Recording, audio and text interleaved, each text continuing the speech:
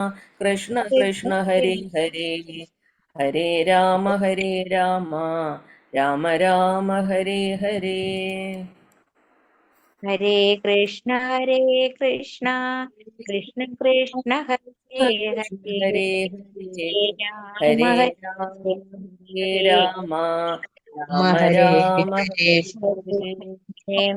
ഹരേ കൃഷ്ണ കൃഷ്ണ ഹരേ കൃഷ്ണ കൃഷ്ണ ഹരേ ഹരേ ഹരേ രാമ രാമ രാമ ഹരേ ഹരേ.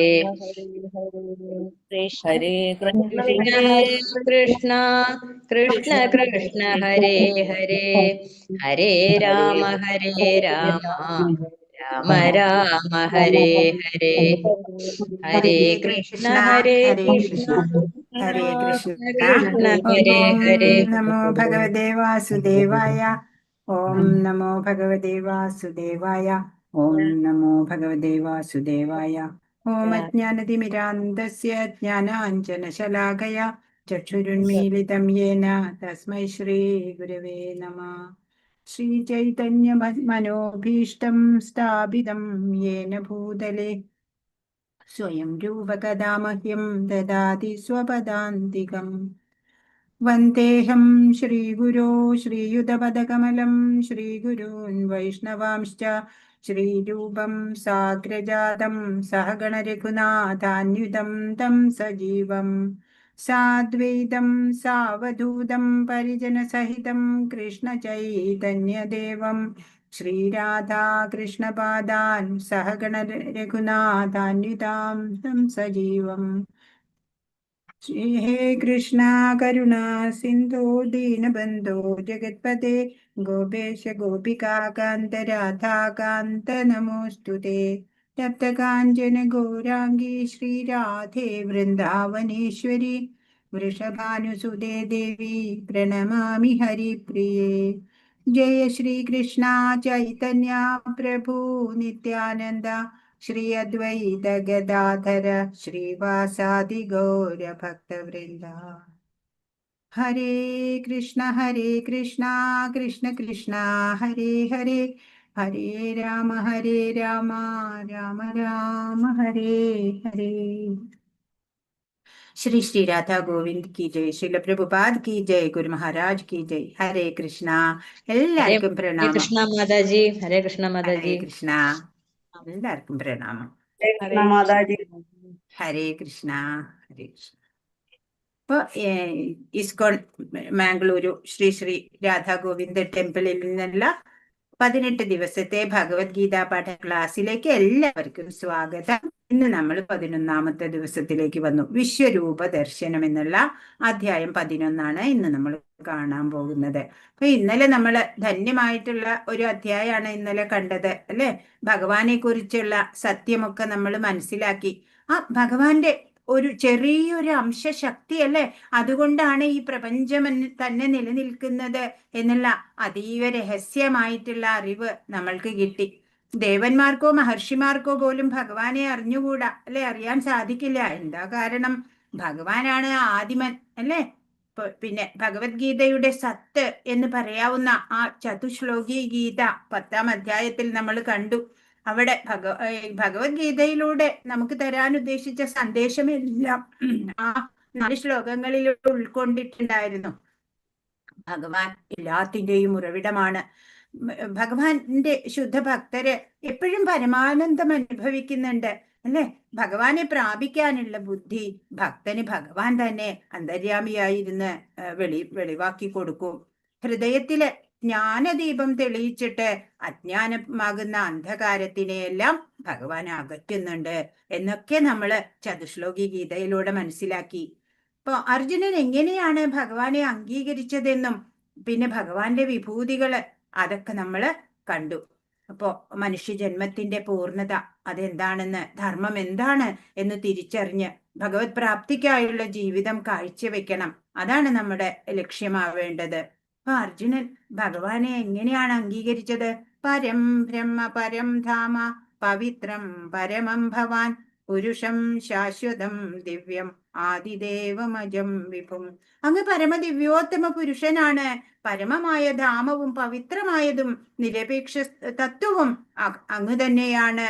അങ്ങ് അഭൗതികനാണ്, ശാശ്വതനാണ്, അല്ലെ? എന്തെല്ലാം വിശേഷണങ്ങളാണ് ഭഗവാന്. അർജുനൻ പൂർണ്ണമായും ഭഗവാനെ മനസ്സിലാക്കിക്കൊണ്ട് ഭഗവാനെ വണങ്ങുകയാണ് ചെയ്യണത്. ഇനി ഈ അധ്യായത്തില് അർജുനൻ ഭഗവാന്റെ വിശ്വരൂപം, ഒരു യൂണിവേഴ്സൽ ഫോം, വിശ്വം തന്നെയായിരിക്കുന്ന ആ ഭഗവാന്റെ രൂപം കാണാൻ ആഗ്രഹിക്കുകയാണ്. അപ്പൊ ഭഗവാൻ പെട്ടെന്ന് തന്നെ, അല്ലെ, പ്രിയ ശിഷ്യനാണ്, അതുകൊണ്ട് ഭക്തനാണ്, അതുകൊണ്ട് പെട്ടെന്ന് തന്നെ അത് കാണിച്ചു കൊടുക്കുകയാണ്. എല്ലാവരെയും ഭക്തിയിലേക്ക് ഉയർത്താൻ ഈ വിരാട് രൂപദർശനം കൊണ്ട് സാധിക്കും. നോക്കാം നമുക്ക് എന്താണ് ഈ വിശ്വരൂപ ദർശനമെന്ന്. പോകാം 11ാം അധ്യായത്തിലേക്ക്.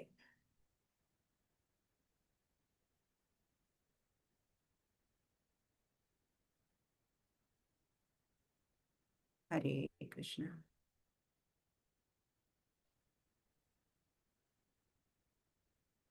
ഹരേ കൃഷ്ണ.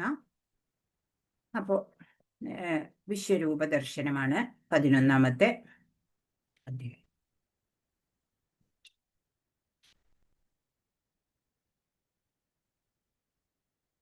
ഒന്നാമത്തെ ശ്ലോകം അർജുനന് പറയും.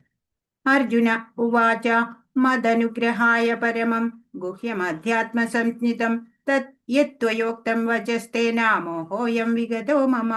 അർജുനൻ പറഞ്ഞു, പരമ ഗുഹ്യങ്ങളായ ആധ്യാത്മിക വിഷയങ്ങളെ കുറിച്ച് അങ്ങ് എനിക്ക് ദയാപൂർവം നൽകിയ ഉപദേശങ്ങൾ കേട്ടതിനാൽ എന്റെ വ്യാമോഹങ്ങൾ ഇപ്പോൾ തീർന്നിരിക്കുന്നു. പരമരഹസ്യമായിട്ടുള്ള ആധ്യാത്മിക വിഷയങ്ങളെ കുറിച്ചൊക്കെ അങ്ങയുടെ കാരുണ്യത്താല് എനിക്ക് ഉപദേശങ്ങളായി പറഞ്ഞു തന്നു. അതൊക്കെയും കേട്ടിട്ട് എന്റെ ഇപ്പൊ എല്ലാ സംശയങ്ങളും, എല്ലാ വ്യാമോഹങ്ങളും ഇപ്പോൾ തീർന്നിരിക്കണു എന്ന് പറയാണ്. ഇപ്പൊ ഭഗവാന്റെ മഹിമ മനസ്സിലാക്കിയ അർജുനൻ വ്യാമോഹമെല്ലാം തീർന്നു എന്ന് പറയാ. ഇപ്പോള് ഭഗവാനെ കൃഷ്ണനെ കാണുന്നത് സകലതിന്റെയും സ്രോതസ്സായിട്ടാണ്, അല്ലെ? കൃഷ്ണന്റെ ആ ദിവ്യപ്രഭാവത്തിനെ പറ്റി എല്ലാവർക്കും ബോധ്യപ്പെടുത്താൻ വേണ്ടിയിട്ട് വിശ്വരൂപം കാണിച്ചു തരണം എന്നിപ്പോ ആവശ്യപ്പെടാണ്. അത് കാണിക്കുന്നതിന് മുമ്പ് ഭഗവാൻ ഒരു ഇൻട്രൊഡക്ഷൻ ഒക്കെ നൽകും. നീ അത്ഭുത പരതന്ത്രനായി പോകും, നഗ്ന നേത്രങ്ങൾക്ക് അതിനെ കാണാനാവില്ല, അതുകൊണ്ട് ഞാൻ നിനക്ക് ദിവ്യ ചക്ഷുസ് നൽകാം എന്നൊക്കെ ഭഗവാൻ പറയുന്നുണ്ട്.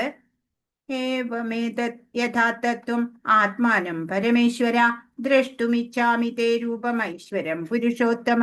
ഹേ പുരുഷോത്തമ എന്ന സംബോധന.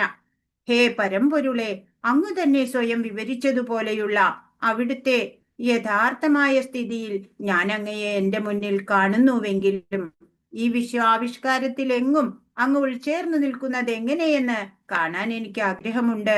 അങ്ങയുടെ ആ രൂപം എനിക്ക് കാണണം. പറയാണ്, അങ്ങ് തന്നെ വിവരിച്ചു തന്നു അങ്ങയുടെ യഥാർത്ഥമായ സ്ഥിതി. ഇപ്പൊ അങ്ങുതാ എന്റെ മുമ്പിൽ സ്വയം അവിടെ നിൽക്കുന്നുണ്ട്.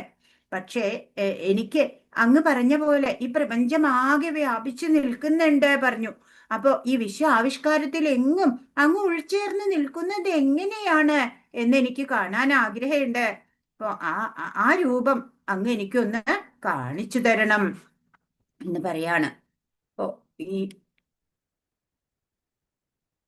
സമ്പൂർണ്ണ ജഗത്തിന്റെ ആവിർഭാവ തിരോഭാവങ്ങളുടെ ഒക്കെയും പ്രഭവസ്ഥാനം ഭഗവാനാണ് എന്ന് പറഞ്ഞിട്ടുണ്ട്. ഇവയുടെ എല്ലാം ഹേതുഭൂതനാണെങ്കിലും അവയിൽ നിന്നെല്ലാം വ്യത്യസ്തനാണ് കൃഷ്ണൻ എന്ന സത്യവും അർജുനൻ അറിയാം. അപ്പോ അൺകമ്പയറബിളി ബ്യൂട്ടിഫുൾ ആണ്, അല്ലെ, ഭഗവാന്റെ രൂപം. കോടി കമനീയ വിശേഷ ശോഭം എന്നാണ്.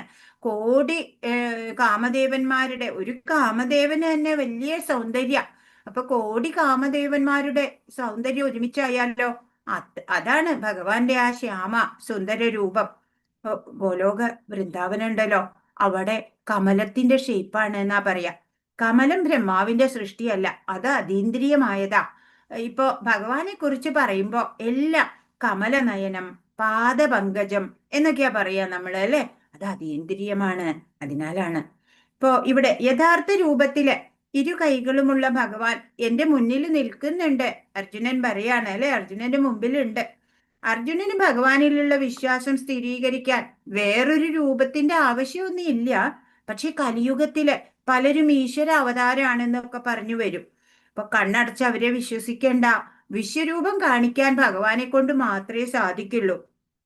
അപ്പോ പുരുഷൻ, പുരുഷോത്തമ എന്നാ ഇവിടെ സംബോധന. പുരുഷൻ എന്ന് പറഞ്ഞാൽ എൻജോയർ എന്നാണ്. ഭഗവാൻ പരമേശ്വരനാണ്, മഹായോഗേശ്വരനാണ് അല്ലെ. ഭഗവാന്റെ ശക്തി വിശേഷങ്ങൾ അചിന്ത്യമാണ്. ഭഗവാൻ പറയാണ്, ശ്രീ ഭഗവാൻ ഉവാച പശ്യമേ പാർത്ഥരൂപാണി ശതശോധ സഹസ്രശ നാനാവിധാനി ദിവ്യാനി നാനാവർണാകൃതീനി ച. പരമദിവ്യോത്തമ പുരുഷൻ പറഞ്ഞു, പ്രിയപ്പെട്ട അർജുന, പല വർണ്ണങ്ങളിലും പല ആകൃതികളിലുമുള്ള എന്റെ 1000 ദിവ്യരൂപങ്ങൾ നീ കണ്ടുകൊള്ളൂ. ഓ, ഇൻട്രൊഡക്ഷൻ കൊടുക്കുക അല്ലെ. പെട്ടെന്ന് അത്ഭുത സ്തബ്ധനാവണ്ട. അപ്പൊ ഒരു ഇൻട്രോ കൊടുത്തു വെക്കാണ് ഭഗവാൻ. പറയാണ് വിശ്വരൂപം. ഈ വിശ്വരൂപം ഉണ്ടല്ലോ, മുമ്പ് യശോദാമ്മയ്ക്ക് കാണിച്ചു കൊടുത്തിട്ടുണ്ട്.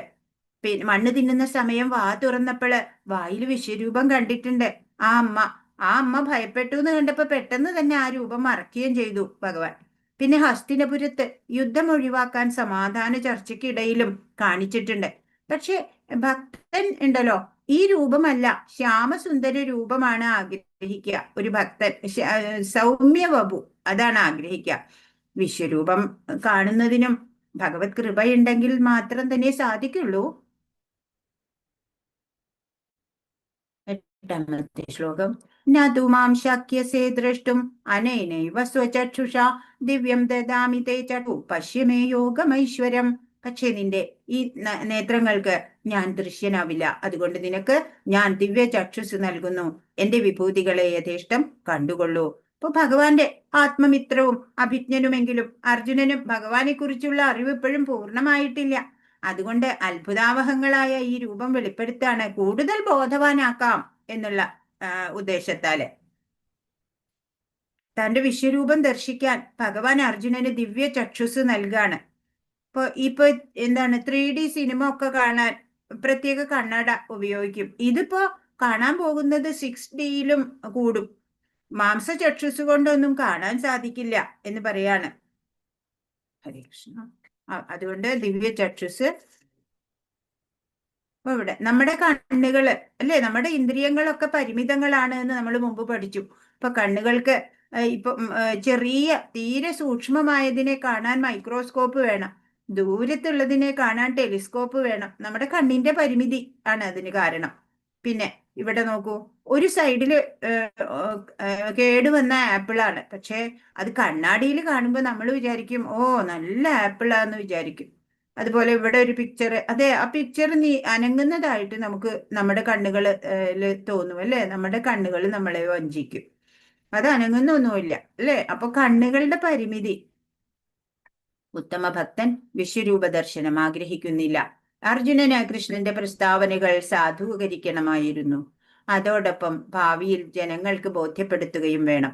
താൻ പരമദിവ്യോത്തമ പുരുഷനാണെന്ന് കൃഷ്ണൻ പറഞ്ഞത് വെറും സൈദ്ധാന്തികമായോ ദാർശനികമായോ അല്ല. ഇപ്പോ ഭഗവാൻ അല്ലേ കുറച്ചും കൂടെ ഒന്ന് ബോധവാനാക്കാം എന്ന് കരുതി യഥാർത്ഥത്തിൽ അദ്ദേഹം പരമദിവ്യോത്തമ പുരുഷനാണെന്ന് വെളിപ്പെടുത്തുകയും ചെയ്തു. അങ്ങനെ ആ വിശ്വരൂപം, വിശ്വം മുഴുവൻ വ്യാപ്തമായി നിൽക്കുന്ന ആ അത്ഭുതമായിട്ടുള്ള ആ രൂപത്തിലേക്ക് ഭഗവാൻ മാറാണ്. ആ വിശ്വവ്യാപ്തമായ രൂപത്തിൽ അങ്ങനെ വിശ്വരൂപം കാണിച്ചു. ഇതാണ് വിശ്വരൂപം. ആ വിശ്വാത്മകമായ രൂപത്തിൽ എണ്ണമറ്റ മുഖങ്ങളും കണ്ണുകളും എണ്ണമറ്റ അത്ഭുത ദൃശ്യങ്ങളും അർജുനൻ കണ്ടു. അനേകം ദിവ്യ ആഭരണങ്ങളാൽ അലങ്കൃതമായ ആ രൂപം അനേകം ദിവ്യ ആയുധങ്ങൾ ഉയർത്തിപ്പിടിച്ചിരുന്നു. ദിവ്യങ്ങളായ പുഷ്പമാല്യങ്ങളും വസ്ത്രങ്ങളും അണിഞ്ഞിരുന്നു.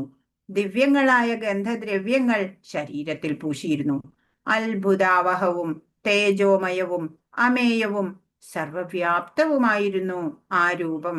ഇപ്പോ കാണിച്ച ആ രൂപം എങ്ങനെയുള്ളതായിരുന്നു? ഇത്ര വ്യാപ്തമായിട്ടുള്ള ഒരു രൂപം കണ്ട് അല്ലെ വിസ്മയാവഹനായി ആ അർജുനൻ. കണ്ട കൈകള്, മുഖങ്ങള്, പാദങ്ങള് എണ്ണമറ്റതാണ്. പ്രപഞ്ചത്തിൽ എങ്ങുമായിട്ട് അത് ചിതറിക്കിടക്കുകയാണ് ഈ ആവിഷ്കാരങ്ങള്. എന്നാ ഭഗവാന്റെ മഹാപ്രഭാവത്താലോ ഒരിടത്തിരുന്ന് തന്നെ അതെല്ലാം ഒരേ സമയം അർജുനന് കാണാൻ സാധിക്കുകയാണ് അല്ലെ. ദിവ്യ ചക്ഷുസ് കൊടുത്തിരിക്കുകയാണ്. അപ്പൊ ആ രഥത്തിൽ ഇരുന്നു കൊണ്ട് തന്നെ ഈ വിശ്വവ്യാപ്തമായ ആ രൂപം അർജുനൻ ദർശിക്കുകയാണ് ചെയ്യുന്നത്. ഹരേ കൃഷ്ണ. അപ്പൊ എങ്ങനെയുള്ളതാണ് ആ രൂപം? ആയിരം ആയിരം സൂര്യന്മാർ ഒരേ സമയം ഉദിക്കുകയാണെങ്കിൽ ഉളവാകുന്ന പ്രകാശത്തോട് തുല്യമായിരുന്നു ആ വിശ്വാത്മകമായ ഭഗവത് രൂപത്തിന്റെ പ്രഭാപുരം. ആയിരം ആയിരം സൂര്യന്മാർ ഒന്നിച്ചു ഉദിച്ച പ്രകാശം. ഒരു സൂര്യനെ തന്നെ ഉച്ചയ്ക്ക് നമുക്ക് നോക്കാൻ പറ്റില്ല അല്ലെ?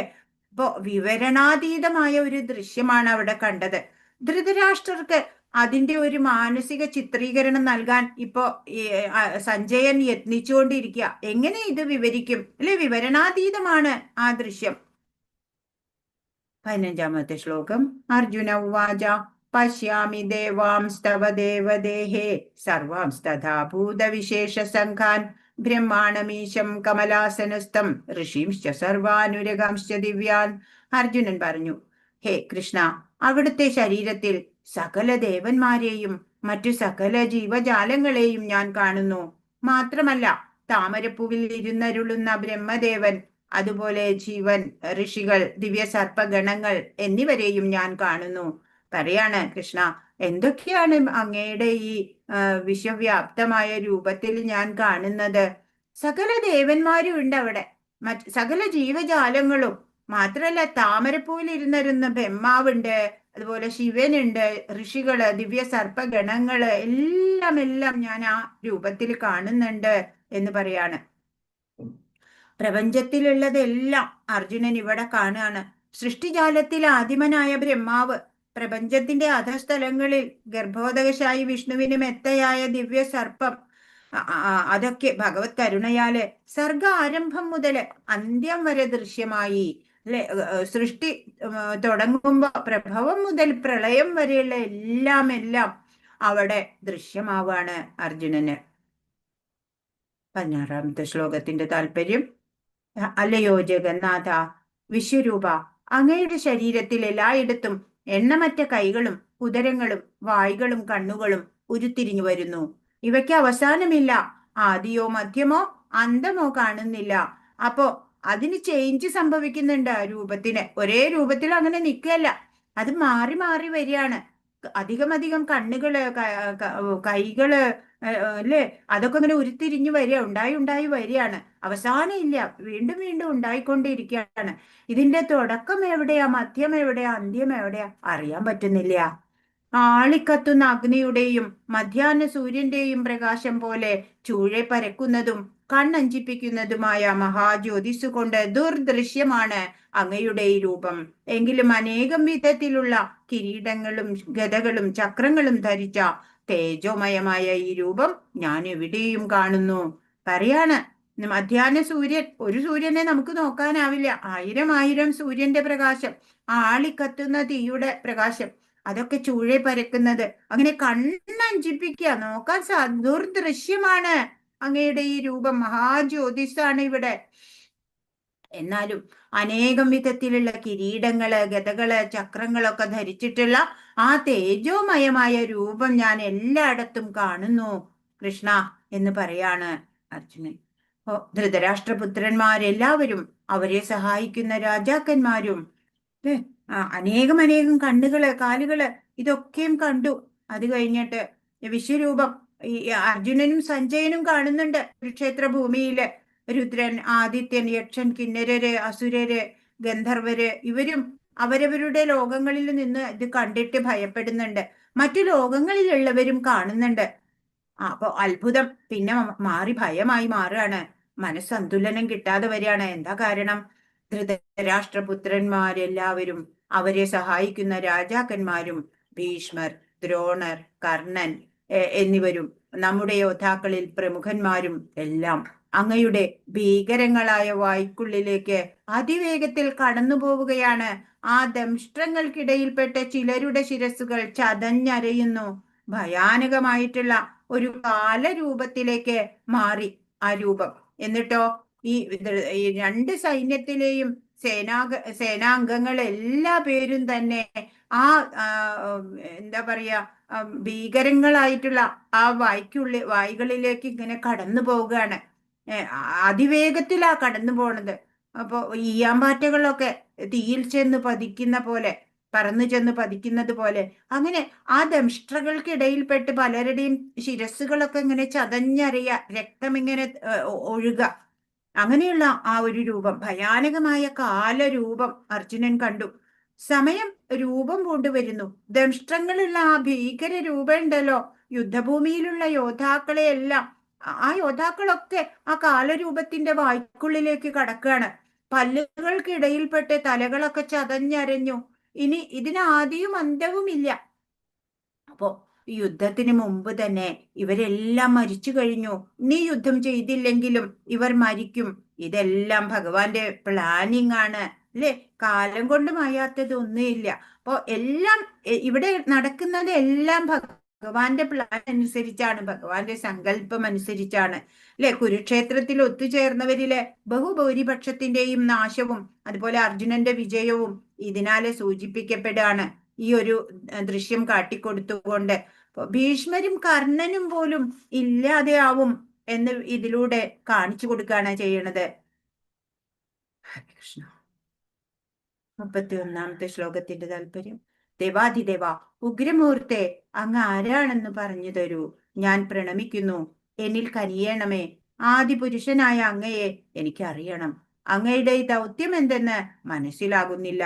പറയാണ്, ഇതൊക്കെ കണ്ടു. ആദ്യം അത്ഭുതമായിരുന്നു അർജുനന്, പിന്നീട് അത് ഭയത്തിലേക്ക് മാറിയല്ലേ, ഭീതിതമായ രൂപം ആയി മാറി.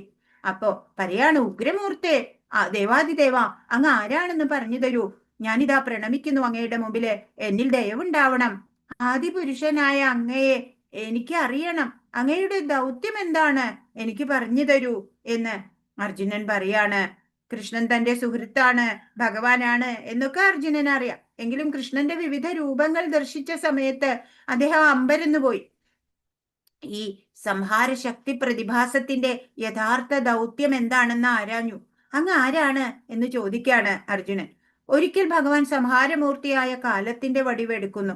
അർജുനൻ പൊരുതിയില്ലെങ്കിലും ഇവരെല്ലാം മരിക്കുക തന്നെ ചെയ്യുമെന്ന് അർജുനന് കാണിച്ചു കൊടുക്കുകയാണ് ചെയ്യണത്.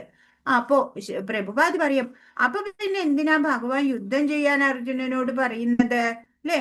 ഭഗവാൻ ഇഷ്ടം തന്റെ ഭക്തന് ക്രെഡിറ്റ് കിട്ടണം എന്നാണ്. ഭഗവാൻ ഒന്നിന്റെയും ക്രെഡിറ്റ് വേണ്ട. ഭക്തനെ എല്ലാവരും പുകഴ്ത്തണം അല്ലെ? അതാണ് ഭക്തനും ഭഗവാനുമായുള്ള മധുര സംബന്ധം. അതാണ് അവിടെ നമ്മൾക്ക് ദൃശ്യമാവുന്നത്. അപ്പോ ആദ്യം അത്ഭുതപ്പെട്ടു ദൃശ്യം, പിന്നെ ആ രൂപം ഇങ്ങനെ മാറി മാറിക്കൊണ്ട് വന്നു അല്ലെ? മാറി മാറി ഭീതിതമായ ആ രൂപമായി മാറി. എന്താണ് ഈ രൂപം കൊണ്ട് അങ്ങ് ഉദ്ദേശിക്കണത്? എന്താ മനസ്സിലാകുന്നില്ല എന്ന് അർജുനൻ പറഞ്ഞു. ഓ പരമദിവ്യോത്തമ പുരുഷൻ പറഞ്ഞു, സമസ്ത ലോകങ്ങളെയും സംഹരിക്കുന്ന കാലമാകുന്നു ഞാൻ. ഭഗവാൻ പറയാണ്, സമസ്ത ലോകങ്ങളെയും സംഹരിക്കാൻ സാധിക്കുന്ന ആ കാലമാണ് ഞാൻ. ഈ കാണുന്ന ജനങ്ങളെയെല്ലാം നശിപ്പിക്കുവാനാണ് ഞാൻ ഇവിടെ സന്നിഹിതനായിരിക്കുന്നത്. നിങ്ങൾ പാണ്ഡവരൊഴികെ 2 കക്ഷിയിലും പെട്ട യോദ്ധാക്കൾ ഏവരും കൊല്ലപ്പെടും. അപ്പൊ ഇത് യുദ്ധത്തില് അർജുനന് പാണ്ഡവർക്കുണ്ടാവുന്ന വിജയത്തിന് ഉള്ള ഒരു സൂചനയാണ് ഭഗവാൻ നേരത്തെ കൂട്ടിക്കൊടുക്കുന്നത്. പറഞ്ഞത്, സമസ്ത ലോകം സംഹരിക്കാനുള്ള കാലമായിട്ടാണ് ഞാനിപ്പോ ഇവിടെ നിലകൊള്ളുന്നത്. ഈ കാണുന്ന ജനങ്ങളെയൊക്കെ നശിപ്പിക്കാനാണ് ഞാനിവിടെ സന്നിഹിതനായിട്ടുള്ളത്. നിങ്ങൾ പാണ്ഡവരൊഴികെ 2 കക്ഷിയിലും പെട്ട എല്ലാ യോദ്ധാക്കളും തന്നെ കൊല്ലപ്പെടും എന്ന് പറയാണ്. അപ്പോ വിരാട് രൂപം കാണണം എന്ന് ആഗ്രഹിച്ചു. കാണുന്നത് വരെ ഭഗവാന്റെ ഇത്രയ്ക്ക് മഹത്വം മനസ്സിലാക്കിയിരുന്നില്ല അർജുനൻ അല്ലെ? പവർ പോയിന്റ് പ്രസന്റേഷൻ ചെയ്തിട്ട് അഡ്വഞ്ചർ ഒക്കെ ഒന്ന് കാണിക്കണം എന്നായിരുന്നു. എന്നാൽ ഇപ്പൊ അത് ഒരു ഹൊറർ ഷോ ആയിട്ട് മാറി അർജുനന് അല്ലെ? ഭീതി വരാൻ തുടങ്ങി. പറയാണ്, അതിനാൽ എഴുന്നേൽക്കൂ, പൊരുതി യശസ് നേടാൻ തയ്യാറാകൂ. ശത്രുക്കളെ ജയിച്ചിട്ട് സമൃദ്ധമായ രാജ്യം ഭരിക്കൂ. ഞാൻ അവരെ മുമ്പ് തന്നെ കൊന്നുകഴിഞ്ഞു. നീ കേവലം ഒരു ആയുധമാവുന്നതേയുള്ളൂ സവ്യസാചിൻ. ഒരിക്കലും തോൽവി ഇല്ല അല്ലെ? അമ്പെയ്യുന്നതില് ഒരിക്കലും അതിവിദഗ്ധനാണ് സവ്യസാചിൻ എന്ന് പറഞ്ഞാൽ അതാണ് പറയാണ്. അപ്പൊ ഞാൻ ഇവരെല്ലാവരും കൊല്ലപ്പെടും, ഇവിടെ സന്നിഹിതരായിട്ടുള്ള എല്ലാവരും. അതിനാണ് ഞാനിവിടെ സന്നിഹിതനായിട്ടുള്ളത് കാലരൂപത്തില്. അതുകൊണ്ട് നീ എഴുന്നേൽക്കൂ, പൊരുതിയിട്ട് യശസ് നേടൂ. രാജ്യം ജയിച്ച് രാജ്യം ഭരിച്ചോളൂ, ഞാൻ അവരെയൊക്കെ മുമ്പേ തന്നെ ശരിയാക്കി കഴിഞ്ഞു, നീ വെറും ഒരു ടൂള്, എന്റെ കയ്യിലെ ഒരു ആയുധം മാത്രാണ് എന്ന് പറയാണ്. അപ്പോ ഭഗവാന്റെ പ്ലാൻ അനുസരിച്ചാണ് എല്ലാം ഇവിടെ സംഭവിക്കുന്നത്. എല്ലാ പ്രതിഭാസങ്ങളും ആകസ്മികങ്ങളാണ് എന്ന് മൂഢന്മാര് ചിലപ്പോ കരുതും. ഭഗവാന്റെ പദ്ധതി ശരിക്കും എന്താണ് ശരിക്കും ഭഗവാന്റെ പദ്ധതി? ഈ ബദ്ധരായ ജീവാത്മാക്കൾക്ക് സ്വധാമമായ ഭഗവത് പദത്തിലേക്ക് തിരിച്ചെത്താനുള്ള അവസരം കൊടുക്കുക. അതാണ് ഭഗവാന്റെ പദ്ധതി എന്ന് പറയണത്. അത് മനസ്സിലാക്കി കൃഷ്ണാവബോധം പുലർത്തുന്നവനാണ് ബുദ്ധിമാൻ. അപ്പോ ഈ ബദ്ധരായിട്ട് വന്നവരാ നമ്മളാകുന്ന ജീവാത്മാക്കളൊക്കെ ബദ്ധരാണ്, അതുകൊണ്ടാ ഈ ഭൗതികതയിലുള്ളത് അല്ലെ. അവർക്കൊക്കെ സ്വധാമമായിട്ടുള്ള ആ ഭഗവത് പദത്തിലേക്ക് തിരിച്ചെത്താൻ അവസരമാണ് ഇപ്പോ മനുഷ്യജന്മം. അത് നമ്മള് ബുദ്ധിപൂർവം ഉപയോഗിക്കണം. 41 42 ശ്ലോകങ്ങളുടെ താല്പര്യം.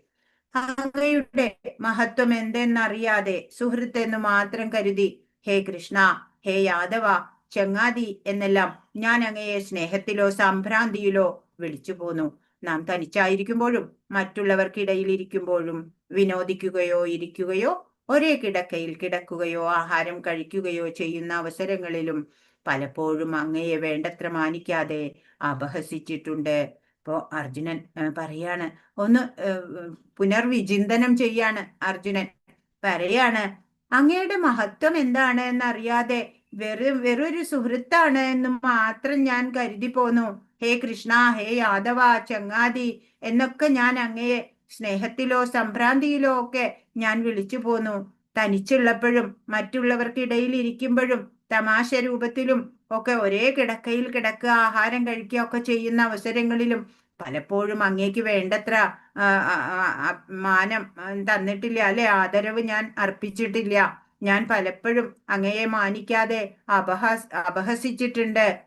അച്യുത, അങ്ങനെ എനിക്ക് പറ്റിപ്പോയ പിഴ ഉണ്ടല്ലോ, അതിനൊക്കെ ഞാൻ ഇതാ അങ്ങയോട് മാപ്പു ചോദിക്കുന്നു എന്ന് പറയാണ്. അപ്പോ യുദ്ധത്തിന്റെ പരിണിത ഫലം എന്താണെന്ന് കൃഷ്ണനിൽ നിന്ന് അറിഞ്ഞ അർജുനന് ബോധോദയുണ്ടായി. നടന്നതെല്ലാം ഉചിതം തന്നെ. കൃഷ്ണൻ ഭക്തന്മാരുടെയൊക്കെ സുഹൃത്താണ് അല്ലെ, ഇപ്പോ സംരക്ഷകനാണ് ഭക്തരുടെ. ഭഗവാൻ എല്ലാവരുടെയും നന്മയ്ക്കായിട്ടാണ് പ്രവർത്തിക്കുക. എന്നാൽ ഒരു ഭക്തനോ എല്ലായ്പ്പോഴും ഭഗവാനെ സ്തുതിക്കും അല്ലെ. ഇപ്പോ കാരണം എന്താ? പരമപുരുഷൻ ചെയ്യുന്നതെല്ലാം ഏവർക്കും ശുഭകരമായിരിക്കും എന്നറിയാം. ഭഗവാൻ ചെയ്യുന്നതൊക്കെ ദ ബെസ്റ്റ് മാത്രാണ് ചെയ്യുക. അപ്പോ സുഹൃത്തായ കൃഷ്ണനില് ഭക്തി ആവേശം പൂണ്ട അർജുനൻ അദ്ദേഹത്തെ വീണ്ടും വീണ്ടും നമിക്കുകയാണ്. ഭഗവാൻ എല്ലാ ശക്തികളുടെയും കേന്ദ്രമാണ്. യുദ്ധരംഗത്ത് നിറഞ്ഞു നിൽക്കുന്ന പോരാളികളിലെ സർവശ്രേഷ്ഠൻ ഇപ്പോൾ ആരാ? ഭഗവാൻ തന്നെയാ അല്ലെ, പരാക്രമിയായിട്ട്. ഇത് അർജുനൻ അംഗീകരിക്കുന്നുണ്ട്. എല്ലാറ്റിന്റെയും സൃഷ്ടാവ് അങ്ങാണ്. അപ്പോ ഭഗവാനുമായിട്ട് തനിക്കുള്ള ആ മൈത്രി ബന്ധത്തിനെ അർജുനൻ സ്മരിക്കുകയാണ്. അപ്പൊ പറയാണ്, അനൗപചാരികമായിട്ടുള്ള പെരുമാറ്റങ്ങളൊക്കെ എന്റെ ഭാഗത്തു നിന്ന് പലപ്പോഴും ഉണ്ടായിട്ടുണ്ട്. കൃഷ്ണ, ആ തെറ്റുകളൊക്കെ ക്ഷമിക്കണം എന്ന് അപേക്ഷിക്കുകയാണ്. അച്യുത എന്നാ വിളിക്കണ്. ഓരോ ഭക്തനെയും ശ്രദ്ധിക്കുന്ന കാര്യത്തില് ഭഗവാന് വീഴ്ചയില്ല. അതുകൊണ്ടാണ് അച്യുത, അച്യുതി ഇല്ലാത്തവൻ അച്യുത എന്ന് വിളിക്കുന്നത് ഭഗവാനെ. എന്റെ ഈ ബീഭത്സ രൂപം കണ്ടിട്ട് നീ അസ്വസ്ഥനാവുകയും സംഭ്രാന്തനാവുകയും ചെയ്തു. അത് ഇതോടെ തീരട്ടെ. എന്റെ ഭക്തനായ നീ ഇനി സ്വസ്ഥത കൈവരിക്കൂ. ശാന്തമനസ്കനായി നിനക്കിപ്പോൾ നീ ആഗ്രഹിക്കുന്ന രൂപം കാണാം. അർജുനൻ വിശ്വരൂപം കാണാൻ ആഗ്രഹിച്ചു. ഭഗവാൻ കരുണ മൂലം തേജോമയവും വിഭൂതി ബഹുലവുമായിട്ടുള്ള ആ രൂപം വെളിപ്പെടുത്തി കൊടുത്തു. സൂര്യനെ പോലെ പ്രദീപ്തവും ക്ഷണം തോറും മാറിക്കൊണ്ടിരിക്കുന്നതും അസംഖ്യം മുഖങ്ങൾ ഉള്ളതുമായിരുന്നു അല്ലെ. തന്റെ അനന്തമായിട്ടുള്ള അന്തരംഗ ശക്തി കൊണ്ടാണ് ഭഗവാൻ ആ രൂപം ആവിഷ്കരിച്ചത്. അർജുനനാണ് അത് ആദ്യം കണ്ടത്. അവിടെ പ്രത്യക്ഷമായ ആ വിശ്വരൂപം ഉണ്ടല്ലോ, അത് സ്വർലോകങ്ങളിലും ബഹിരാകാശങ്ങളിലും വാഴുന്ന ഭക്തർക്കും കാണാൻ സാധിച്ചു. ഒരു ദേവന്റെ നിലയില് എത്തിയവർക്ക് മാത്രമാണ് ദിവ്യ ദൃഷ്ടി വരിക. നമ്മളുടെയൊക്കെ ദൃഷ്ടിയൊക്കെ പരിമിതമായത് എന്ന് പറഞ്ഞു അല്ലെ. ദേവന്മാരുടെ നിലയിൽ ആരാ എത്തുക? പരിശുദ്ധ വൈഷ്ണവൻ തന്നെ ദേവന്റെ നിലയിലെത്തുക. അങ്ങനെയുള്ളവർക്ക് ദിവ്യദൃഷ്ടി താനേ ഉണ്ടാവും. അപ്പോ വിഷ്ണു ഭക്തന്മാരാണ് ദേവന്മാരെന്ന് വേദ സിദ്ധാന്തമുണ്ട്. അതുകൊണ്ട് ആദ്യമായിട്ട് എന്താ നമ്മൾ ചെയ്യേണ്ടത്? ഒരു ആവാൻ ശ്രമിക്കുക. ഇപ്പൊ കലികാലത്ത് നമുക്ക് രണ്ട് കാര്യങ്ങൾക്ക് സമയമില്ല അല്ലെ? എപ്പോഴും ഭഗവാനെ മറക്കും. മറ്റൊന്നെന്താ, ഭഗവത് സേവനത്തിനൊന്നും ഒട്ടുമേ നമുക്ക് സമയമില്ല അല്ലെ? അങ്ങനെയല്ല വേണ്ടത്. ഇപ്പൊ 1-ാം അധ്യായത്തില് ഗുരുജനങ്ങളെ വധിക്കണമെന്നുള്ള അർജുനന്റെ വേദന അല്ലെ, വിഷാദം നമ്മൾ കണ്ടു. കുരു സദസ്സിൽ വെച്ച് പാഞ്ചാലിയെ വസ്ത്രാക്ഷേപം ചെയ്തപ്പോള് നിശബ്ദരായിട്ട് സ്വകർത്തവ്യം നിറവേറ്റാതിരുന്ന അവര് ആരൊക്കെ? ഭീഷ്മര്, ദ്രോണര് തുടങ്ങിയ പൂജനീയരായവര്, അവരൊക്കെ വധിക്കപ്പെടേണ്ടവരാണ് എന്ന് കൃഷ്ണൻ പറഞ്ഞു. നീതിക്ക് നിരക്കാത്ത കർമ്മം ചെയ്തതിനാല് അവരെല്ലാം മുമ്പ് തന്നെ കൊല്ലപ്പെട്ടു കഴിഞ്ഞു. ഇതറിയിക്കാനാണ് ഈ വിശ്വരൂപം കാണിച്ചത്. ഭക്തന്മാര് പൊതുവെ സമാധാനപ്രിയരായിരിക്കും അല്ലെ? അതുകൊണ്ട് ഈ രൂപം, ഈ ഭീതിതമായ രൂപം വെടിഞ്ഞ് ചതുർഭുജവും പിന്നീട് ദ്വിഭുജ രൂപവും ഭഗവാൻ കൈക്കൊള്ളുകയാണ്. അതാണ് ഇവിടെ പറയുന്നത്. സഞ്ജയൻ ധൃതരാഷ്ട്രരോട് പറയാണ്, ഇങ്ങനെ അർജുനനോട് പറഞ്ഞിട്ട് പരമദിവ്യോത്തമ പുരുഷനായ കൃഷ്ണൻ തന്റെ യഥാർത്ഥമായ ചതുർഭുജ രൂപം കാണിച്ചു. എങ്ങനെയാ പറഞ്ഞത്? എന്റെ ഭക്തനായ നീ ഇനി സ്വസ്ഥത കൈവരിക്കൂ. ശാന്തമനസ്കനായി നിനക്കിപ്പോൾ നീ ആഗ്രഹിക്കുന്ന രൂപം കാണാം. അർജുനൻ പേടിച്ചു വരയ്ക്കാൻ തുടങ്ങിയില്ലേ? ഈ ഭീതിതമായ രൂപം അധിക സമയം കണ്ടു നിൽക്കാനുള്ള ശക്തിയില്ല. അർജുനന് അതിനുള്ള പരിഭാഗം വന്നിട്ടില്ല. അപ്പൊ പിന്നെ ഭഗവാൻ ആ മുമ്പത്തെ യഥാർത്ഥ ചതുർഭുജ രൂപത്തിലേക്ക് മാറി അല്ലെ? വിശ്വരൂപത്തിനെ മറിച്ച് ചതുർഭുജ രൂപത്തിലേക്കായി. അപ്പൊ ചതുർഭുജ രൂപം ഭീഷ്മര് ശരശയ്യയിൽ കാണാൻ ആഗ്രഹിച്ച രൂപം ഇതാണ്. ധ്രുവനും കണ്ടിട്ടുണ്ട് അല്ലെ? ധ്രുവൻ തപസ്യ ചെയ്തിട്ട് ധ്രുവന്റെ മുമ്പിലെ ചതുർഭുജ വന്നത്. ദേവകി വസുദേവരുടെ പുത്രനായിട്ട് അവരുടെ മുമ്പിൽ പ്രത്യക്ഷപ്പെട്ടതും ചതുർഭുജ രൂപത്തിലായിരുന്നു ആദ്യം. പിന്നെ ദേവകി മാതാവ് ആവശ്യപ്പെട്ടതനുസരിച്ചാണ് ബാലരൂപം കൈക്കൊണ്ടത്. പ്രേമഭക്തി ഉള്ളവർക്കാണ് കൃഷ്ണന്റെ ശ്യാമസുന്ദര രൂപം കാണാൻ സാധിക്കുക. പ്രേമാഞ്ജനച്ചുരിത ഭക്തി വിലോചനേന എന്ന് ബ്രഹ്മസംഹിതയിലെ പ്രേമഭക്തിയാകുന്ന അഞ്ജനം കണ്ണിൽ എഴുതിയിട്ട് ഭഗവാനെ നോക്കുമ്പോ ആ ശ്യാമസുന്ദര രൂപം, ഗോപികമാരുടെ ശ്യാമഗോപരൂപ്, അത് നമുക്ക് കാണാൻ പറ്റും അല്ലെ? അപ്പോ ആ നിത്യാനന്ദ മൂർത്തിയായിട്ടുള്ള ആ ഭഗവാനിലുള്ള ഭക്തി മാത്രാണ് നിരതിശയവും നിത്യവുമായിട്ടുള്ള ആനന്ദത്തിനെ തരുള്ളൂ. പരമശാന്തനായിരിക്കുന്ന ഭാഗവതനെ ലോകം മുഴുവൻ സുഖമയമായിട്ട് തോന്നും. അപ്പൊ ഒരു ഭക്തന് എന്താ വേണ്ടത്? ഭക്തന് ഈ ചതുർഭുജത്തിനേക്കാളും ഭക്തനിഷ്ടം ഒരു സൗമ്യമായിട്ടുള്ള വപുവുണ്ട് ഭഗവാന്, അത് കാണാനാണ്. പിന്നീട് ഭീതനായിരുന്ന അർജുനന് ധൈര്യം വരുത്താനായി ഇരു കൈകളോടുകൂടിയ തന്റെ സാധാരണ രൂപം കൈക്കൊള്ളുകയും ചെയ്തു. സാധാരണ രൂപം എന്താണ്? ഇരു കൈകളുള്ള രൂപം അല്ലെ? ഇരു കൈകളുള്ള രൂപത്തിൽ നിന്നാണ് മഹാവിഷ്ണുവും മറ്റെല്ലാം ഉണ്ടായത് എന്നാ പറയണത്. തപസ്, വേദപഠനം, തത്വചിന്ത ഇവയ്ക്കൊപ്പം അല്പം ഭക്തി സാധനയും കൂടെ ഉണ്ടെങ്കിൽ കൃഷ്ണന്റെ വിശ്വരൂപം ദർശിക്കാൻ ചിലപ്പോൾ സാധിച്ചു എന്ന് വരും. എന്നാൽ വിശ്വരൂപത്തിനും അതീതമായിട്ടുള്ള ഈ ദ്വിഭുജ രൂപം, ഇരു കൈകളുള്ള ഈ ശ്യാമസുന്ദര രൂപം കാണാൻ വളരെ പ്രയാസാണ്. ബ്രഹ്മാവ്, ശിവൻ ഉൾപ്പെടെ ദേവന്മാർ പോലും ആഗ്രഹിക്കുന്നുണ്ട് ഈ രൂപം കാണാൻ. സ്വയം സമർപ്പിതനാകുന്ന ഒരു ജീവന് ഈ പരമസത്യം പ്രത്യക്ഷമാവും. ആ ഒരു ഭക്തന് മാത്രമേ ഈ പരമസത്യം, ഈ ദ്വിഭുജ രൂപം, ശ്യാമസുന്ദര രൂപം പ്രത്യക്ഷമാവുള്ളൂ. ഒരു കഥയുണ്ട്. നമ്മളൊക്കെ നമുക്ക് പോയിട്ടുണ്ടാവും പലപ്പോഴും.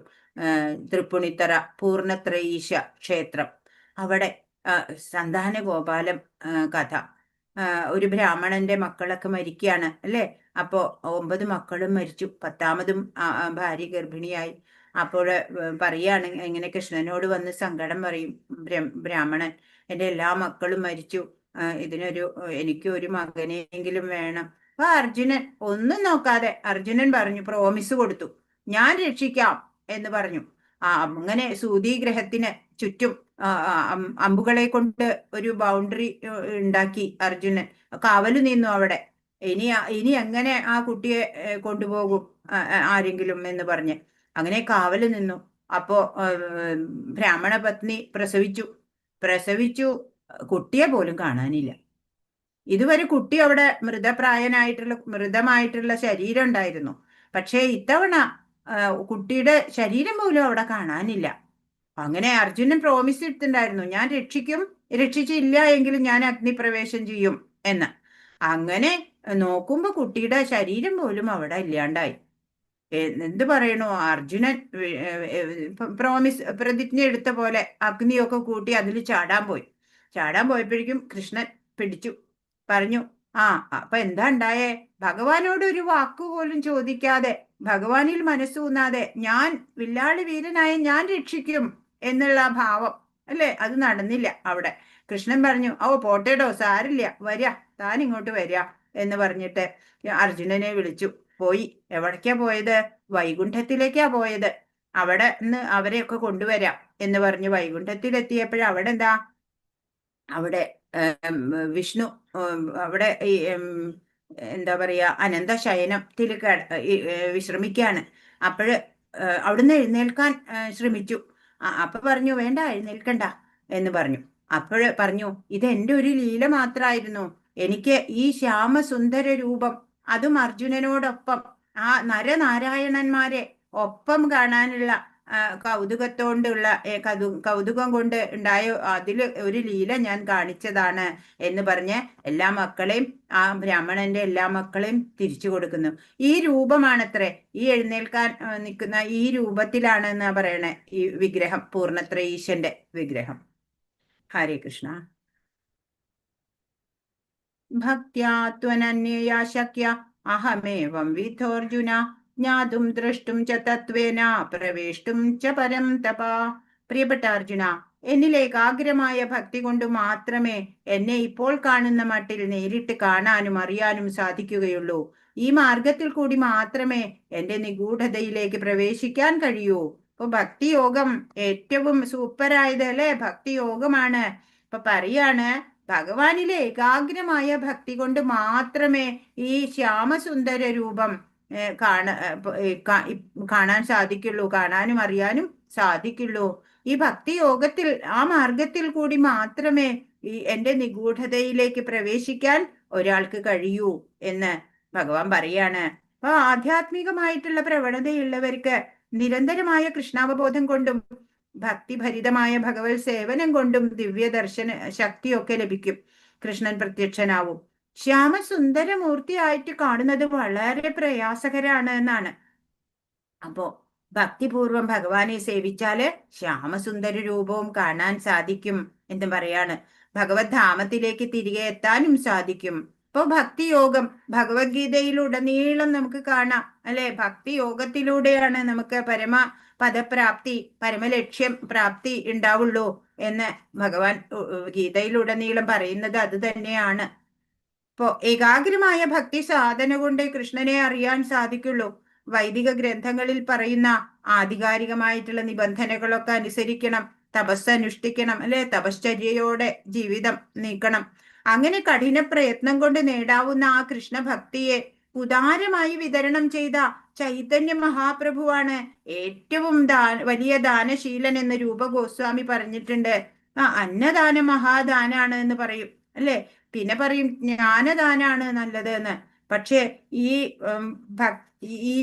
എന്താ പറയാ, കൃഷ്ണഭക്തി ആ ദാനം ചെയ്തത് അല്ലെ, ആ സ്വധാമത്തിലേക്ക് എല്ലാവരെയും തിരിച്ചു കൊണ്ടുപോകാൻ ഉള്ള അവസരം ഉണ്ടാക്കി കൊടുക്കുന്ന ആ ചൈതന്യ മഹാപ്രഭുവാണ് ലോകത്തിലെ ഏറ്റവും വലിയ ദാനശീലൻ. എല്ലാവർക്കും നാമജപം വിതരണം ചെയ്തു. എല്ലാവർക്കും കൃഷ്ണഭക്തി, ജ്ഞാനസഹിത ഭക്തി വേണം എന്ന് പറഞ്ഞ് എല്ലാവരെ കൊണ്ട് നാമം ജപിപ്പിച്ചു ചൈതന്യ മഹാപ്രഭു അല്ലെ. ഇപ്പോ നമ്മൾ എന്താ വേണ്ടത്? ഭഗവാൻ ആ ചൈതന്യ മഹാപ്രഭുവായിട്ട് കരുണാവതാരമായിട്ട് ഇല്ലായിരുന്നുവെങ്കിൽ ഇന്നിപ്പോ നമുക്ക് ഈ സംസ്ഥ ഉണ്ടാവില്ല അല്ലെ, ഇസ്കോൺ എന്നുള്ള സ്ഥാപനം ഉണ്ടാവില്ല അല്ലെ, സംസ്ഥ ഉണ്ടാവില്ല. നമുക്ക് ഭഗവത്ഗീത മനസ്സിലാക്കാൻ പോലും അവസരം ഉണ്ടാവില്ലായിരുന്നു അല്ലെ, ഈ പ്രസ്ഥാനം ഇല്ലായിരുന്നെങ്കില്. ഇപ്പൊ നമ്മൾ എന്താ വേണ്ടത്? ഭഗവാന് വേണ്ടി പ്രവർത്തിക്കുക. ഭഗവാനാണ് പരമലക്ഷ്യം. ഭക്തനാവുക, ദുസ്സംഗമൊക്കെ വർജിക്കുക, സർവഭൂതദയ ഉണ്ടാവുക.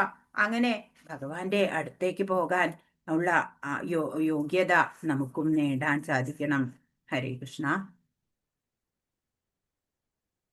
ഇവിടെ ഒരു കഥയുണ്ട് അല്ലേ. ഹരേ കൃഷ്ണ.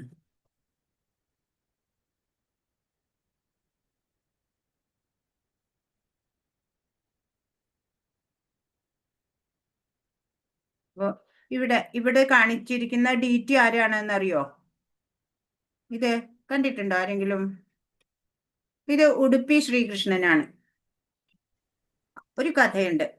അപ്പോ ദേവകി മാതാവിന് കൃഷ്ണന്റെ ബാലലീലകളൊന്നും ആസ്വദിക്കാൻ കഴിഞ്ഞിരുന്നില്ല. എന്താ കാരണം? കൃഷ്ണൻ ഇവിടെ ജനിച്ച ഉടനെ ഗോകുലത്തിലേക്ക് കൊണ്ടുപോയി അല്ലേ? വസുദേവര് നന്ദഗോപരുടെയും യശോദാമ്മയുടെയും അടുത്തേക്ക് കൊണ്ടുപോയി. അപ്പൊ യശോദാമ്മയ്ക്കാണ് ആ ബാലലീലകളൊക്കെ ആസ്വദിക്കാനുള്ള ഭാഗ്യം ലഭിച്ചത്. ഈ കാര്യം കൃഷ്ണനോട് 11 വയസ്സുള്ളപ്പോ തിരിച്ചു വന്നു അല്ലെ? മധുരയിലേക്ക് വന്ന അപ്പോള് ദേവകി മാതാവ് പറയാണ്, അങ്ങനെ ബാലരൂപം കാണാനൊന്നും എനിക്ക് ഭാഗ്യം ഉണ്ടായില്ല എന്ന് പറഞ്ഞപ്പോഴ് കൃഷ്ണൻ ബാലരൂപം പൂണ്ടു. 3 വയസ്സായ ഒരു കുട്ടി. ദേവകീദേവി വെണ്ണ കടയാൻ നേരം കടകോലെടുത്ത് ദേഹത്തെല്ലാം വെണ്ണ പുരട്ടുക, അങ്ങനെയൊക്കെ ഓരോ വികൃതിയൊക്കെ കാണിച്ച് അമ്മയെ രസിപ്പിച്ചു. അല്പസമയം കഴിഞ്ഞ് പഴയപടിയായി. ഈ കാര്യം രുക്മിണി ദേവി അറിഞ്ഞപ്പോ പറഞ്ഞു, ആ രൂപം എനിക്കും കാണണം, ബാലരൂപം എന്ന്. അപ്പൊ കൃഷ്ണൻ പറഞ്ഞു, ഇല്ല, ഇനി കാണിക്കാൻ പറ്റില്ല എന്ന് പറഞ്ഞു. അങ്ങനെ വിശ്വകർമാവിനോട് പറഞ്ഞ് ഭംഗിയിലൊരു ബാലകൃഷ്ണ വിഗ്രഹം സാളഗ്രാമത്തിൽ തീർത്തു. കടകോലും കയറും എല്ലാം ഉണ്ട്. അപ്പൊ രുക്മിണി ദേവി ദിവസവും ഈ വിഗ്രഹം പൂജിച്ചു. ചന്ദനം അരച്ചത് നിത്യവും വിഗ്രഹത്തിൽ ചാർത്തും. ഇങ്ങനെ കാലങ്ങൾ കഴിഞ്ഞു. ദ്വാരക കടലെടുത്തപ്പോഴ് ഈ വിഗ്രഹം ചന്ദനക്കല്ലാൽ മൂടപ്പെട്ട് കടന്നു. ഇങ്ങനെ നൂറ്റാണ്ടുകൾ കഴിഞ്ഞു. ഈ വിഗ്രഹം ഒരു പ്രളയത്തില് ഉടുപ്പിക്കടുത്ത് കപ്പലിൽ പോകുന്ന അവർക്ക് കിട്ടുകയാണ്. അങ്ങനെ അവർക്ക് വിഗ്രഹമാണെന്നൊന്നും അറിയില്ല. അങ്ങനെ അവരത് ചന്ദനപ്പാറ പോലെ തോന്നി. എന്നിട്ട് അവരത് കപ്പലിലേക്ക് എടുത്തിട്ടു. അത് ഉടനെ അവരുടെ കപ്പൽ ഇങ്ങനെ കൊടുങ്കാറ്റിൽ ആടി ഉലയാൻ തുടങ്ങി. അപ്പൊ തീരത്ത് അവിടെ ധ്യാനത്തിലിരുന്ന മധ്വാചാര്യര് ഈ ശബ്ദം കേട്ടിട്ട് പ്രാർത്ഥിച്ചു. ആ കപ്പൽ കരയ്ക്കടുപ്പിച്ചു. അങ്ങനെ ആപത്തിൽ നിന്ന് രക്ഷിച്ചതിന് പാരിതോഷികമായിട്ട് ഈ ചന്ദനപ്പാറ സ്വീകരിക്കണം എന്ന് പറഞ്ഞ നിർബന്ധത്തില് അങ്ങനെ സ്വീകരിച്ചു. അതിനകത്തെ കൃഷ്ണ വിഗ്രഹം എടുത്ത് സ്ഥാപിച്ചു. അവിടെ ഒരു ക്ഷേത്രം ഉണ്ടായി. അതാണ് ഉടുപ്പി ശ്രീകൃഷ്ണ ക്ഷേത്രം. ഒരു നാൾ അവിടെ കനകദാസ് എന്ന ഒരു ഭക്തൻ, സംഗീതജ്ഞനാണ്, അവിടെ ദർശനം ആഗ്രഹിച്ചു വരികയാണ്. എന്നാൽ താഴ്ന്ന ജാതിയാണ് എന്ന് പറഞ്ഞ കാരണത്താല് അകത്ത് ദർശനം അനുവദിച്ചില്ല. ദുഃഖത്തോടെ അദ്ദേഹം ക്ഷേത്രത്തിന് പുറകിൽ നിന്നൊക്കെ കീർത്തനം ആലപിക്കാൻ തുടങ്ങി. കൃഷ്ണ നീ ബേഗനെ ബാരോ, അതൊക്കെയാണ്. അപ്പോഴ് ഭഗവാനെ കാണുന്നത് വരെ ഞാൻ ഇവിടെ നിന്ന് പോവില്ല എന്ന് ശഠിച്ചു.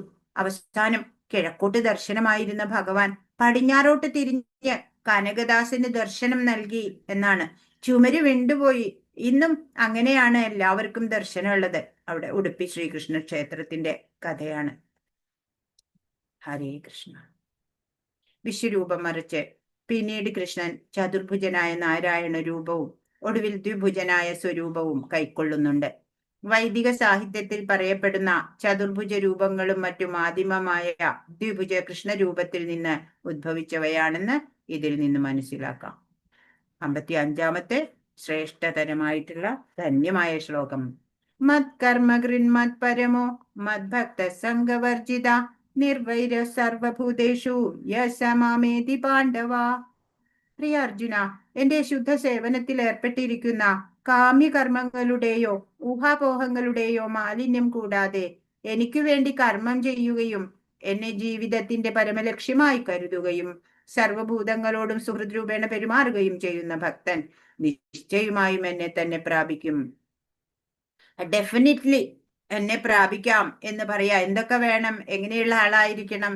ഭഗവാൻ ഇവിടെ പറയാണ്, ഭഗവാന്റെ ശുദ്ധ സേവനത്തിൽ ഏർപ്പെട്ടിരിക്കുന്ന ആള്, കാമ്യകർമ്മങ്ങളോ ഊഹാപോഹങ്ങളോ അങ്ങനെയുള്ള മാലിന്യമൊന്നും ഇല്ലാത്ത ആള്, ഭഗവാന് വേണ്ടി കർമ്മം ചെയ്യുക, ഭഗവാനെ തന്നെ ജീവിതത്തിന്റെ പരമലക്ഷ്യമായി കരുതുക, മാത്രല്ല സർവഭൂതങ്ങളോട് സുഹൃത് രൂപേണ പെരുമാറുക. അങ്ങനെ ചെയ്യണ ഭക്തൻ നിശ്ചയമായിട്ടും എന്നെ പ്രാപിക്കും എന്ന് ഭഗവാൻ ഇവിടെ പറയാണ്. അപ്പോ ഭഗവത്ഗീതയുടെ സത്ത് മുഴുവനും ഈ ഒരു ശ്ലോകത്തിൽ ഉൾക്കൊള്ളിച്ചിട്ടുണ്ട്. ബദ്ധരായ ജീവാത്മാക്കൾക്ക് തങ്ങളുടെ ആത്മീയ സത്തയെയും പരമപുരുഷനുമായുള്ള ശാശ്വത ബന്ധത്തെയും കുറിച്ച് മനസ്സിലാക്കാനും എങ്ങനെ സ്വധാമത്തിലേക്ക്, അതായത് ഭഗവത് സന്നിധിയിലേക്ക് തിരിച്ചെത്താമെന്നും ഭഗവത്ഗീത നമുക്ക് പഠിപ്പിച്ചു തരാണ്. ഇപ്പോ ഒരു ഇല മരത്തിൽ നിന്ന് പറിച്ചെടുക്കുമെന്ന് വിചാരിക്കുക, അത് വാടിപ്പോകും പെട്ടെന്ന് അല്ലെ? കാര്യത്തോട് ബന്ധപ്പെട്ട് നിൽക്കുമ്പോൾ കുഴപ്പമില്ല അല്ലേ?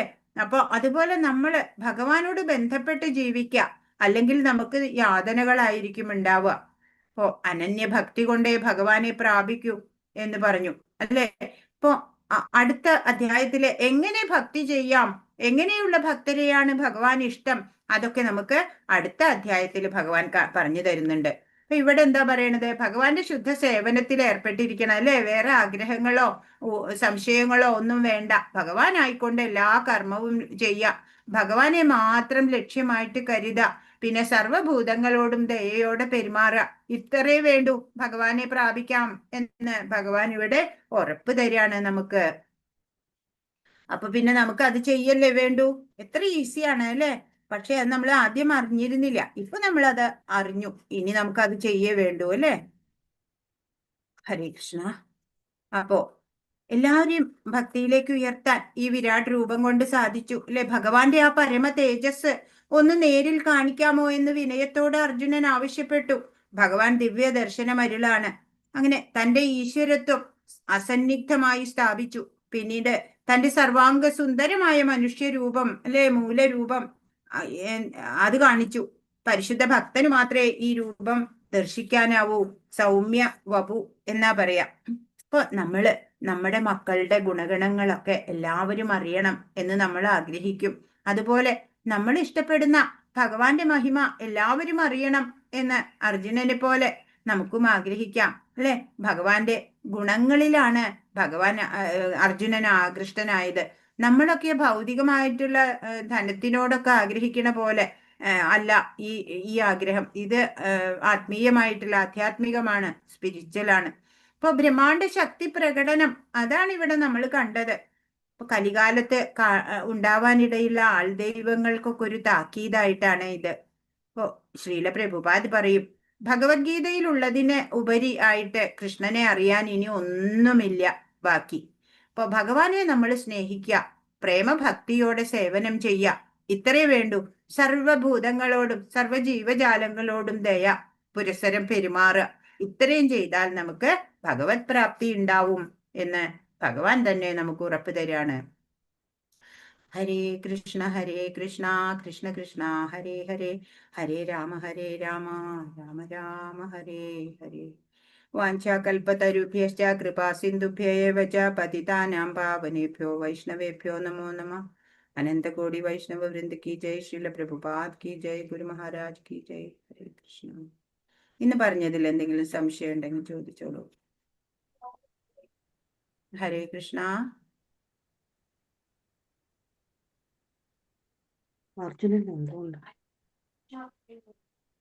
മാതാജി, ഒന്നാമത്തത് അർജുനൻ എന്തുകൊണ്ടാണ് വിശ്വരൂപം കാണാൻ ആഗ്രഹിച്ചത്? എന്തുകൊണ്ടാ? ആരാ എഴുതിയേ?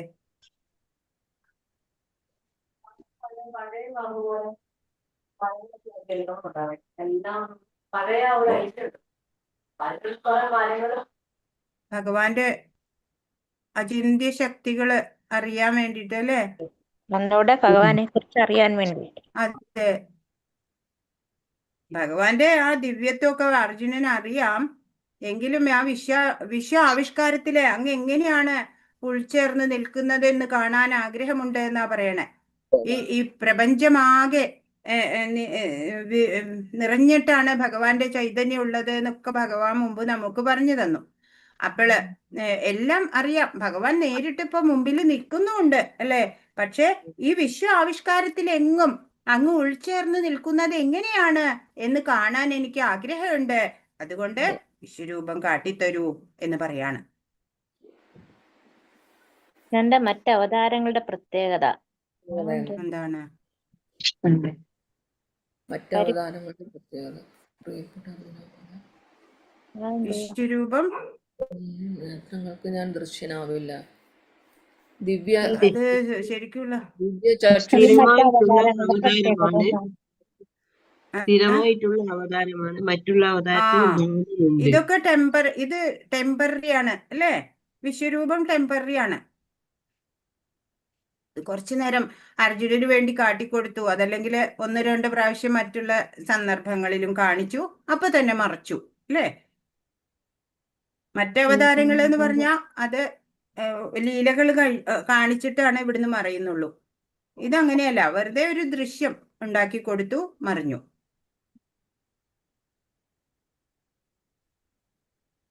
മാതാജി കൃഷ്ണന്റെ മറ്റവതാരുടെ പ്രത്യേകത ഇതാണ് ഇപ്പൊ പറഞ്ഞത്. മറ്റവതാരങ്ങള് ലീലയാടാനാണ്, ഓരോരോ ഡ്യൂട്ടി ചെയ്യാൻ വേണ്ടി വരുന്നത് അല്ലെ. ഇപ്പൊ വരാഹാവതാരം എന്തിനാണ്ടായേ? ഹിരണ്യകശിപുവിനെ കൊല്ലാൻ വേണ്ടിയിട്ട് വരാഹ രൂപത്തില്, അതുപോലെ മത്സ്യരൂപത്തിൽ വന്നത് വേദങ്ങളെ വീണ്ടെടുക്കാൻ. അങ്ങനെ ഓരോന്നിനും ഓരോ ലക്ഷ്യമുണ്ട് അല്ലെ. വാമനൻ വന്നത് ബലിയുടെ നിഗ്രഹിക്കാൻ വേണ്ടിയിട്ട്.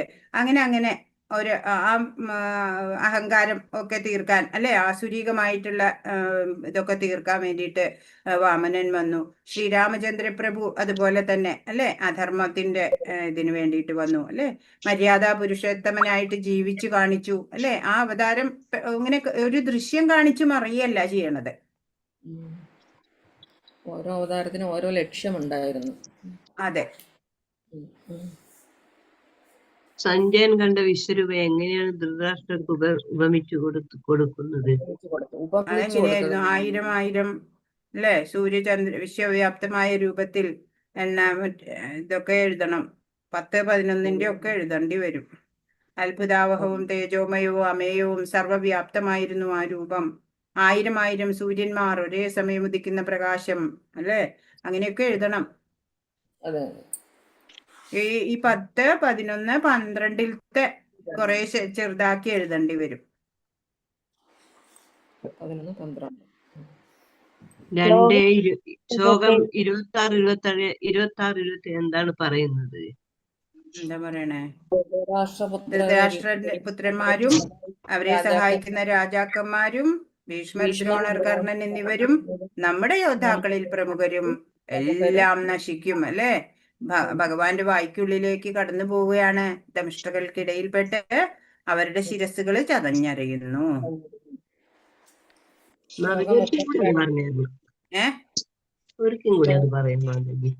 ഒരിക്കൽ കൂടി പറയാം. ഇതാ സ്ലൈഡിൽ നോക്കൂ, ഇതാ നോക്കിക്കോളൂ. എല്ലാവരും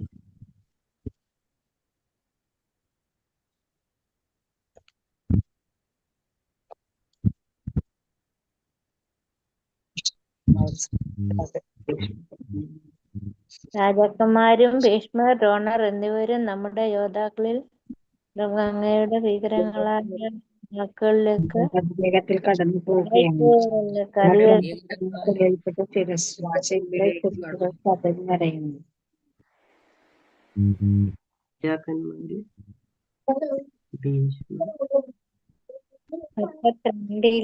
ഭഗവാൻ എന്താ പറയുന്നു? 32 കൊല്ലുമെന്ന് ഭഗവാൻ നേരത്തെ സ്ലൈഡിൽ നോക്കിക്കോളൂ. അർജുനൻ ഒരു ആയുധം മാത്രമായിരുന്നു. അതെ. പാണ്ഡവരൊഴികെ ഇരു കക്ഷിയിലും പെട്ട എല്ലാ യോദ്ധാക്കളും കൊല്ലപ്പെടുമെന്ന് മുൻപേ തീരുമാനിച്ചു കഴിഞ്ഞതാണ്. മുൻപേ കൂട്ടി അത് കാണിച്ചു കൊടുത്തതാണ് അർജുനന്. സമസ്ത ലോകങ്ങൾ അതെഴുതിയ പോരാ, സമസ്ത ലോകങ്ങളെയും സംഹരിക്കുന്ന ആ കാലമാകുന്നു ഞാൻ എന്ന് ഭഗവാൻ പറയാണ്. പിന്നെ ഈ കാണുന്ന ജനങ്ങളെയൊക്കെ നശിപ്പിക്കാനാണ് സന്നിഹിതനായിട്ടുള്ളത്. പാണ്ഡവരൊഴികെ 2 കക്ഷിയിലും പെട്ട യോദ്ധാക്കൾ കൊല്ലപ്പെടുക തന്നെ ചെയ്യും എന്നുള്ള സൂചന നൽകി. 33 പറയാണ്, എഴുന്നേൽക്കൂ, പൊരുതി യശസ്സു നേടാൻ തയ്യാറാകൂ, ശത്രുക്കളെ ജയിച്ച് സമൃദ്ധമായ രാജ്യം. എഴുന്നേൽക്കൂ, പൊരുതി യശസ്സു നേടാൻ തയ്യാറാകൂ, ശത്രുക്കളെ ജയിച്ചിട്ട് സമൃദ്ധമായ രാജ്യം ഭരിക്കൂ.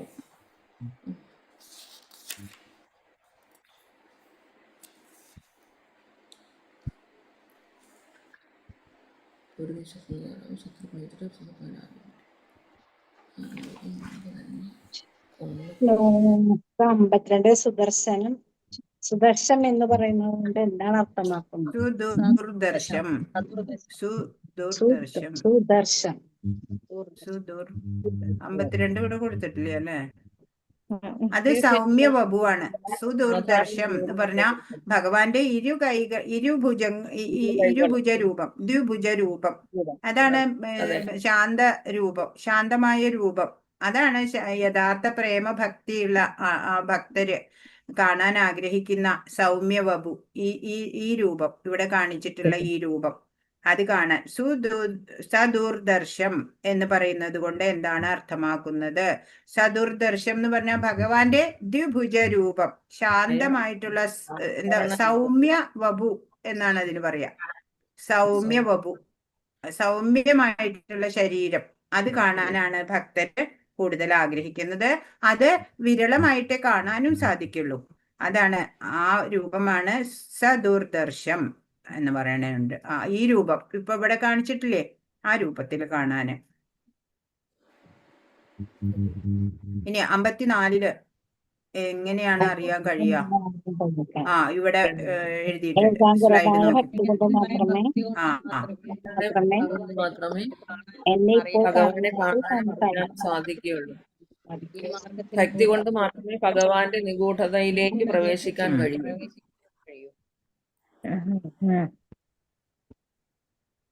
11:55 എങ്ങനെയുള്ള ഭക്തൻ ഭഗവാനെ പ്രാപിക്കുമെന്നാണ് പറയുന്നത്? ഭഗവാനോടുള്ള ശ്രദ്ധ, സേവനത്തിൽ ഏർപ്പെട്ടിരിക്കുന്ന, ഭഗവാന്റെ ശുദ്ധ സേവനങ്ങളിൽ ഏർപ്പെട്ടിരിക്കുന്നവർക്ക് മാത്രമേ സുഹൃത്തുവേണ്ടി പെരുമാറുകയും ചെയ്യുന്ന, എനിക്ക് വേണ്ടി കർമ്മം ചെയ്യുന്നതിനും എന്നെ ഭഗവാനായിക്കൊണ്ട് കർമ്മം ചെയ്യുക, ഭഗവാനെ തന്നെ പരമലക്ഷ്യമായിട്ട്, ജീവിതത്തിന്റെ പരമലക്ഷ്യമായി കരുതുന്നവനും എന്നിൽ ഭക്തിയുള്ളവനും, എന്നിലല്ല ഭഗവാനിൽ, എനിക്ക് വേണ്ടി കർമ്മം ചെയ്യുകയും എന്റെ ജീവിതത്തിൽ ലക്ഷ്യമായി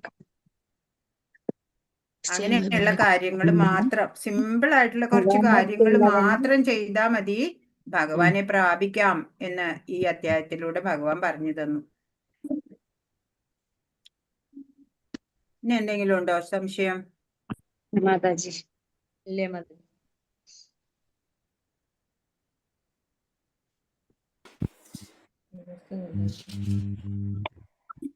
ജൂലി മാതാജി എല്ലാവരുടെയും നമ്പർ കിട്ടിയോ? വിളിച്ചിരുന്നു മാതാജി, ഇന്നലെ ജൂലി മാതാജി, ഒരു കാര്യം നിങ്ങളോട് പറയാണ്ട്, ഇന്ന് 4:30 സത്സംഗം ഉണ്ട് കേട്ടോ. നമ്മളുടെ മലയാളം എല്ലാ ഡിവോട്ടീസും പങ്കെടുക്കുന്ന സത്സംഗമാണ്. അപ്പൊ അതില് നമ്മളുടെ രാവിലെയുള്ള മംഗളാരതിക്ക് ആരൊക്കെ അറ്റൻഡ് ചെയ്യുന്നുണ്ട്? രാവിലെ മംഗളാരതി 4:30 ടെമ്പിളിലെ ഓൺലൈനായിട്ട് അറ്റൻഡ് ചെയ്യുന്നുണ്ടോ? ഇല്ല. അതിന്റെ ലിങ്ക് നിങ്ങൾക്ക് കിട്ടിയിട്ടില്ലേ? അയ്യോ, ജൂലി മാതാജി വളരെ മോശമാണല്ലോ. അല്ല മാതാജി, ഇപ്പോഴേ ഇവർക്ക് ഇതൊക്കെ ഇപ്പോഴേ ഇട്ട് കൊടുക്കേണ്ടെന്നും നമ്മുടെ മനുഷ്യ മാതാജി പറഞ്ഞിട്ടുണ്ട്. പുതിയ ബാച്ചല്ലേ, അവരിച്ചിരി കൂടെ ഒന്ന് പരിചയമായി വരട്ടെ, അതാണ് ഇല്ലാഞ്ഞത്. അപ്പോഴേ ഇന്നത്തെ സത്സംഗത്തിൽ വന്നോളൂ 4:30. അവിടെ മംഗളാരതിയുടെ അവിടെ അതിൽ നടക്കുന്ന കീർത്തനങ്ങളൊക്കെ അതിലുണ്ടാവും. പിന്നെ ലാസ്റ്റ് എന്റെ ഒരു കഥയുണ്ടാവും. അത്ര അപ്പൊ എല്ലാരും വിളിച്ചിരുന്നു മാതാജി, അവര് പറഞ്ഞു ഹരേകൃഷ്ണ മാതാജി. ഞാൻ 7 മണിയുടെ ബാച്ചിലൊക്കെ ഞാൻ അവർക്ക് മംഗളാരതിയുടെ ഇട്ട് കൊടുത്തിട്ടുണ്ട്. അവർ മംഗളാരതി ചിലവരൊക്കെ അറ്റൻഡ് ചെയ്യുന്നുണ്ട് ഓൺലൈനായിട്ട്. ഞാൻ ഇട്ട് കൊടുക്കാം മാതാജി. രാവിലെ 4:30 നമ്മുടെ ടെമ്പിൾ, ഐസ്കോൺ മാംഗ്ലൂരു ടെമ്പിളിന്റെ മംഗളാരതി ഓൺലൈനായിട്ട് നമുക്ക് കാണാൻ പറ്റും. അതിന്റെ ലിങ്ക് ഉണ്ട്. 3 മണിക്ക് ഇവിടെ ജപം തുടങ്ങുന്നുണ്ട് നമ്മുടെ ഗ്രൂപ്പില്. 3 മണിക്ക് ജപം തുടങ്ങും. 4:30 മംഗളാരതി ഉണ്ട്. അത് കഴിഞ്ഞാൽ പിന്നെ ജപം ഉണ്ട്.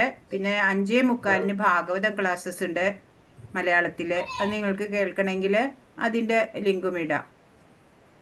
കേൾക്കാൻ ആഗ്രഹിക്കുന്നുണ്ടോ ഭാഗവതം?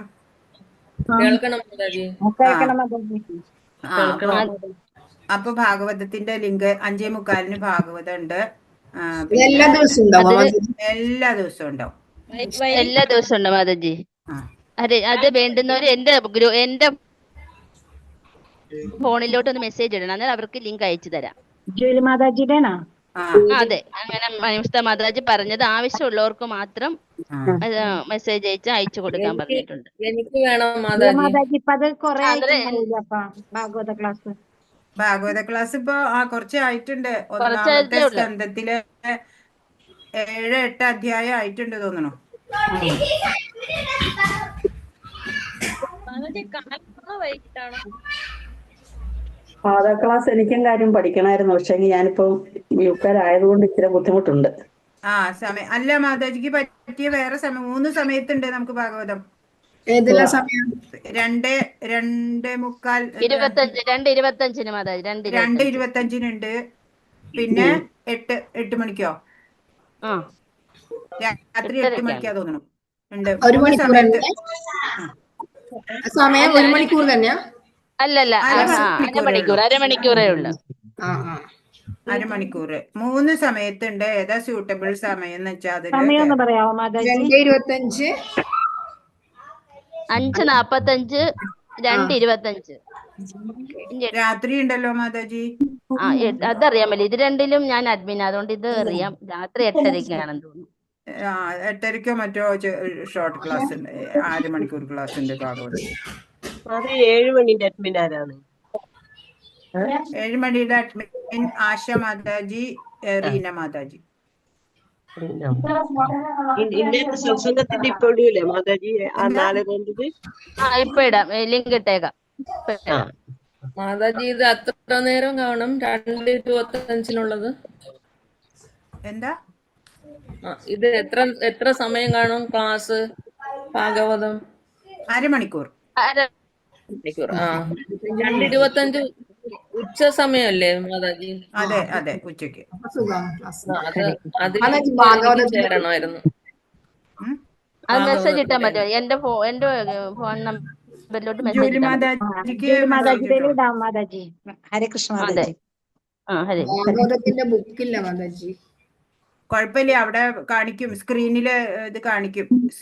സ്ക്രീൻ ഷെയർ ഉണ്ടാവും. അതിൽ നോക്കി വായിക്കാം. ഭാഗവതം മൂലമാണ്. ഭാഗവതം മൂലമാണ്. സംസ്കൃതത്തിലാണോ മലയാളത്തിലാണോ? മലയാളത്തിൽ. ഓക്കെ. സംസ്കൃതം ഇല്ല അല്ലേ?